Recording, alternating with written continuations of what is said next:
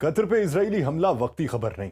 यह सदियों पर फैले हुए उस खेल का नया बाब है जिसे कभी सलीबी जंगों में देखा गया, कभी नौ आबादियाती दौर में और कभी मशरक़ वस्ता के तेल और गैस पर कब्जे की दौड़ में। तारीख ये बताती है कि जब भी इस्लामी दुनिया किसी एक नुक्ते पर मुत्तहिद होने लगती है तो बड़ी ताकतें या अंदरूनी इख्तलाफात पैदा करती हैं या क़यादत को खरीद लेती हैं। यही वजह है कि फ़लस्तीन के क़याम से आज तक कोई ऐसा इत्तेहाद नहीं बन सका जो मुस्तकिल खड़ा रहे।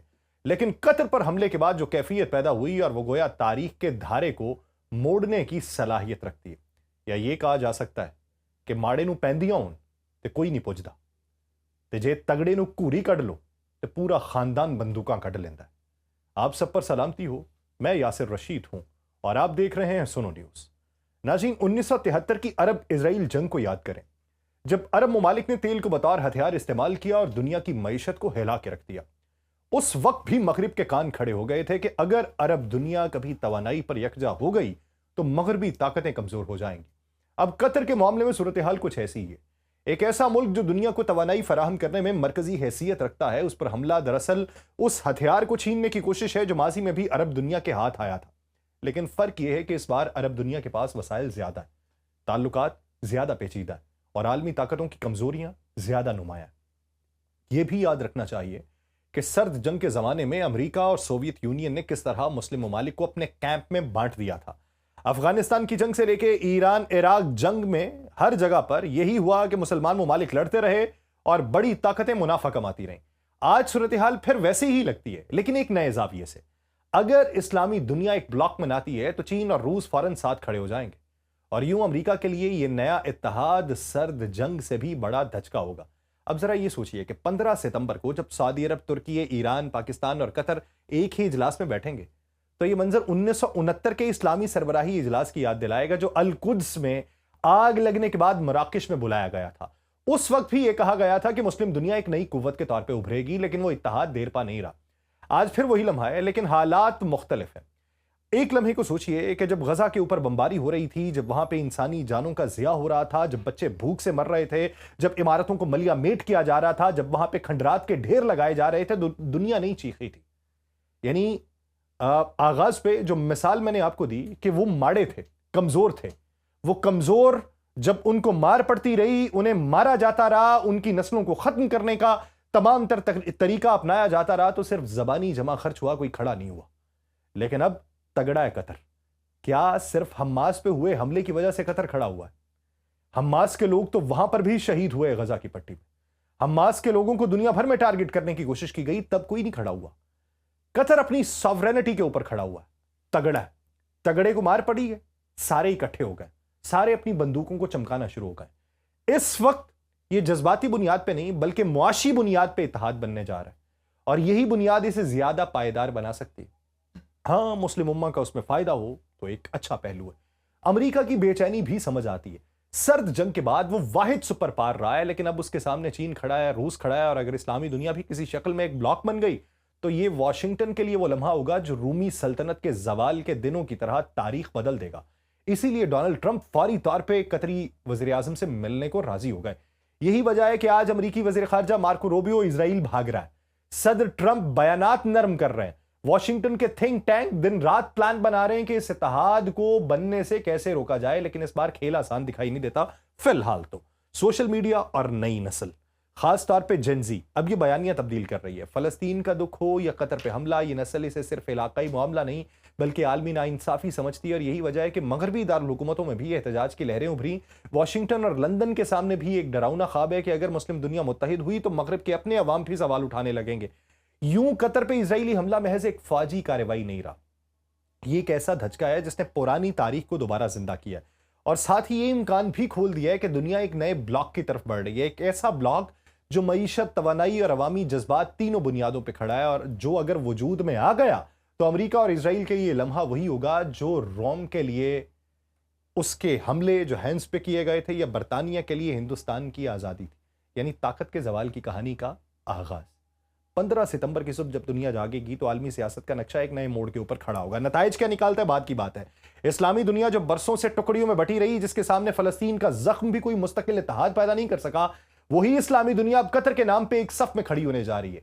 ये महज एक इजलास नहीं है, ये पैगाम है कि इसराइल की जारहियत को अब सिर्फ एक मुल्क के खिलाफ हमला नहीं समझा जाएगा, बल्कि ये पूरे खित्ते पे हमला तस्वुर किया जाएगा। और ये पहलू सबसे ज्यादा तहलका खेज है कि गजा में तबाही मचाने के बावजूद आलमी सियासत ने कभी अरब दुनिया को इस हद तक इकट्ठा नहीं किया, लेकिन कतर पर हमला ऐसी लकीर खींच गया है जिसे पार करना अब इसराइल और उसके पुष्ट पनाहों के लिए महंगा साबित हो रहा है। कतर ना सिर्फ गैस का सबसे बड़ा बरामद कुनंदा है, बल्कि अमेरिका और मगरिब की मईशत के लिए एक ऑक्सीजन लाइन की हैसियत रखता है। यही वजह है कि वाशिंगटन एक अजीब कश्मकश में है। एक तरफ इसराइल की खुली हिमायत है जिसे वो इनकार नहीं कर सकता, दूसरी तरफ कतर और अरब दुनिया को मनाने के लिए वज़राए खारजा उनके दौड़ रहे हैं, बयानात को नरम किया जा रहा है, पर्दे के पीछे सौदेबाजी की कोशिशें हो रही हैं। लेकिन 15 सितंबर का इजलास महज अरब या इस्लामी यकजहती की अलामत नहीं, बल्कि ये इस बात की गूंज है कि आलमी सियासत में एक नया ब्लॉक बन सकता है, या ये टेस्टर मार रही है अरब दुनिया। माजी में जब भी इस्लामिक ब्लॉक यकजा होने की कोशिश हुई तो या तो अंदरूनी इख्तलाफात उन्हें तोड़ गए या बड़ी ताकतों की मुदाखलत उन्हें तोड़ गई। लेकिन इस बार सूरत हाल क्या मुख्तलिफ है। तुर्की, ईरान, सऊदी अरब, पाकिस्तान, कतर और कई दीगर ममालिक एक साथ बैठने जा रहे हैं। अगर इस इजलास के नतीजे में कोई मुश्तरका लाहेअमल तय हो गया तो यह मशरक़ वस्ता को एक नए इत्तेहाद में बदल देगा। अमेरिका के साथ रवाबित बहुत सारे ममालिक के हैं, इसराइल के साथ गाहे बगाहे हैं, कुछ ममालिक के हैं, कुछ के नहीं है। अब देखना यह है कि ब्लॉक किस हद तक तकसीम होता है। ये पूरा ब्लॉक जो है, ये कतर पे हमला जो है, इसको ये समझता है कि इसराइल ने अपने अवाम को दिखाने के लिए एक वक्ती फतह हासिल करने की कोशिश की, लेकिन हकीकत में उन्होंने अपने मुल्क को सिफारती तन्हाई में धकेल दिया। अरब दुनिया में गुस्सा है, इस्लामी दुनिया में यकजहती की उम्मीद है, मगरबी दुनिया अब भी खुल के इस कार्रवाई को दिफा नहीं कर रही बल्कि जारहाना अमल मान रही है। यही वो मकाम है जहां इसराइल के खिलाफ बयानिया दुनिया भर में मजबूत हो सकता है और अमेरिका के लिए सबसे बड़ा चैलेंज है। वाशिंगटन बरसों से यह कोशिश करता रहा है कि अरब ममालिक के दरमियान फासले रहे ताकि इसराइल महफूज रहे। अरब ममालिक को बेचा जाए एक दूसरे का खौफ, और उसी खौफ के तनाजुर में अपना असलहा बेचा जाए। लेकिन अब वही वाशिंगटन इस सूरत हाल में गिरफ्तार है जहां एक तरफ उसे इसराइल को खुश रखना है, दूसरी तरफ कतर जैसे अहम इत्तेहादी को भी। और ट्रंप का यह बयान कि कार्रवाई ने जंगबंदी की कोशिशों को नुकसान पहुंचाया, यह दरअसल अमरीकी पॉलिसी की शिकस्त का एतराफ है। अगर यह ब्लॉक मजबूत होता है तो अमरीका को अपनी मशरक़ वस्ता हिकमत अमली असर नौ तरतीब देना पड़ेगी। यह सवाल भी हम है कि इस्लामी दुनिया गजा के मामले पर इकट्ठी क्यों ना हो सकी, लेकिन कतर पर क्यों हो गई। इसका जवाब जो है ये मईशत के अंदर छुपा तल्ख हकीकत है, बयान करना पड़ती है। गजा के बारे में यह मालूम था कि आलमी तवानाई का तवाजुन उससे बराह रास्त नहीं जुड़ा। कतर के मामले में सूरत हाल बिल्कुल मुख्तलिफ है। कतर की गैस तवानाई की तरसील के रास्ते और आलमी सरमायाकारी के ताने बाने मगरिब से जुड़े हुए हैं। यही वजह है कि इसराइल का यह हमला सिर्फ कतर पर नहीं बल्कि आलमी मईशत के ऊपर हमला तस्वुर किया जा रहा है, और यही वजह है कि अब इस पर रद्दमल बहुत शदीद और वसी है। अगर 15 सितंबर को यह इजलास महज करारदादों से आगे बढ़ के अमली इकदाम तजवीज़ करता है तो दुनिया एक नए ब्लॉक को बनते देखेगी जहां मशरक़ वस्ता अपने सियासी और मुआशी ताकत को आलमी स्टेज पर मनवा सकता है। और यह ब्लॉक अखलाकी से ज्यादा मुआशी चैलेंजेस जो हैं उनका कला कमा करने के लिए बनेगा। यह ब्लॉक अगर चीन और रूस के साथ मिल गया तो अमेरिका और यूरोप के लिए सिफारती दबाव नाकाबिले बर्दाश्त हो सकता है। और यह एक दो दिन की बात नहीं है कि आज ही वो फैसला करेंगे और आज ही चेंज हो जाएगा। ये एक दूसरे के इशारे देखे जाएंगे, उनको समझा जाएगा, उनके सिग्नल्स जो है वो रिसीव करके उसको इवैल्यूएट किया जाएगा कि आगे से किस तरह का रिस्पांस दिया जा रहा है। और ये वो मंजर है जो दुनिया को शायद हिला दे, शायद वापस पहली पोजीशन पर चले जाए। इस हमले ने यह कैफियत अयां कर दी है कि इसराइल की ताकत का ढांचा जितना दिखाई देता है उतना मजबूत नहीं है। वो अपनी बका के लिए अमेरिका और मगरिब पे इन्हसार करता है, लेकिन अगर इस्लामी दुनिया एक सफ में खड़ी हो गई तो इसराइल का तन्हा होना यकीनी है। और यही वो नुक्ता है जो बेंजामिन नेतन्याहू के लिए सबसे बड़ा धचका है। यूं कतर पर हमला एक फौजी कार्रवाई से बढ़कर आलमी सियासत का धमाका खेज मोड़ बन चुका है। यह ना सिर्फ इसराइल को तन्हा कर रहा है बल्कि अमेरिका को भी एक ऐसी सिफारती जंग में झोंक रहा है जिससे निकलने के लिए उसे या तो सख्त दबाव डालना पड़ेगा या फिर अपने पुराने इत्तेहादों को कुर्बान करना पड़ेगा। 15 सितंबर का वो दिन है जो साबित करेगा कि आया इस्लामी दुनिया जो है वो वाकई एक ब्लॉक बना सकती है या फिर माजी की तरह ये एक आर्जी इत्तेहाद होगा। मगर इतना तय है कि इसराइल ने कतर पे हमला करके खुद अपने खिलाफ एक ऐसा महाज खोला है जो उसकी सिफारती बका के लिए सबसे बड़ा खतरा बन सकता है। अब अगर मुस्तकबिल के आईने में हम झांके तो हम ये देखते हैं, एक आइडियल सिचुएशन अगर आपके सामने वजह करूं कि ये हो सकता है, लेकिन ये आइडियल सिचुएशन है, ये होगा या नहीं होगा ये मुस्तकबिल तय करेगा। अगर 15 सितंबर के बाद वाकई एक नया इस्लामी ब्लॉक वजूद में आया तो दुनिया की सियासत और मईशत किस तरह बदलेगी, सिर्फ वो बताना है। सबसे पहले तवानाई।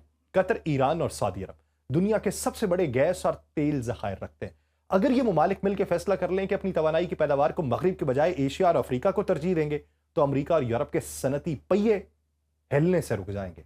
डॉलर की ताकत जो तेल के सादों के ऊपर खड़ी है वो डगमगा जाएगी। रूस और चीन पहले ही मुतबादिल करेंसीज के ऊपर जोर दे रहे हैं। अगर मुस्लिम दुनिया भी इस सफ में खड़ी हो गई तो डॉलर के जवाल की घंटी बजेगी। दूसरा पहलू दिफाई। तुर्की और पाकिस्तान दोनों एटमी सलाहियत हैं या जदीद असलहा साजी के हामिल मुमालिक हैं। ईरान के पास खित्ते में अस्करी असर रसूख है। अगर इन सब की अस्करी पॉलिसी किसी एक छतरी तले आ गई तो इसराइल की दिफाई बर्तरी आउट। ये वही ख्वाब है जिसे इसराइल हमेशा डरावने ख्वाब के तौर पे देखता है कि एक दिन मुसलमान मुल्क अपनी अस्करी ताकत को यकजा कर लेंगे। तीसरा पहलू सियासत का है। मगरिब के लिए सबसे बड़ा खतरा यह होगा कि अगर इस्लामी ब्लॉक ने अक़वाम मुत्तहिदा जैसे प्लेटफॉर्म से मुश्तरका पॉलिसी अपनाना शुरू कर दी तो वो करारदादें जो आज तक इसराइल के हक में या मुसलमानों के खिलाफ जाती हैं उनका रुख पलट जाएगा। 50 से ज्यादा इस्लामी ममालिक अगर एक ब्लॉक में बोलने लगे तो यह आलमी इदारों की सियासत को तहस नहस कर देगा। चौथा पहलू मईशत और टेक्नोलॉजी है। चीन और रूस पहले ही अमेरिका के खिलाफ मुतबादिल ब्लॉक बनाने की कोशिश कर रहे हैं।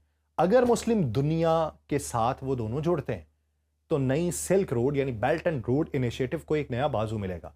खलीजी सरमाया, तुर्की की इंडस्ट्री, पाकिस्तान की अफरादी कुव्वत, मलाइशिया की टेक्नोलॉजी अगर एक ही समत में बहने लगे तो मगरिब की इजारादारी चंद ही बरसों में टूटेगी। लेकिन सबसे बड़ा धमाका अवामी सतह पे होगा। नई नस्ल, खासतौर पे जेनजी, जो नाइंसाफी के खिलाफ आवाज बुलंद करती है, वो इस ब्लॉक को एक नए वर्ल्ड ऑर्डर की अलामत के तौर पर देखेगी।